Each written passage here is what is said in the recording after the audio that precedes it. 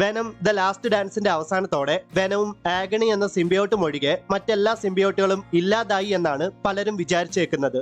എന്നാൽ അതല്ല യാഥാർത്ഥ്യം. വെനം എന്ന മൂവിയിൽ റൈറ്റ് എന്ന സിംബിയോട്ട് ഡ്രേക്കുമായിട്ട് ബോണ്ട് ആകുന്ന സമയത്ത് ഡ്രേക്കിനോട് റൈറ്റ് ഇങ്ങനെ പറയുന്നുണ്ട്,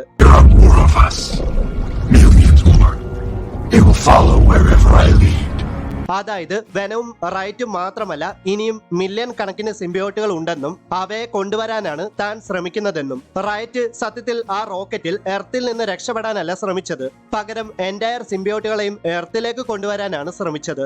അതിനെപ്പറ്റി വെനം തന്നെ എഡ്ഡി ബ്രോക്കിനോട് പറയുന്നുണ്ട്.